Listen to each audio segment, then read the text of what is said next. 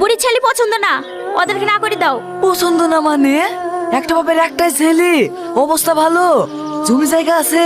যতই জমি জায়গা থাকুক, দেখতে পাচ্ছ না ছেলে কালো ভূত? আমারই তো পছন্দ না। কেন, তোমার মেয়ে আবার খুব ফর্সা নাকি? ফর্সা না হলো ওর মতো কালো ভূত তো না। ও ছেলে ভূত পূজা হয় তা হোক, ছেলে অনেক জমি জায়গা আছে, ওই ছেলের সাথে আমি বিয়ে দেবো।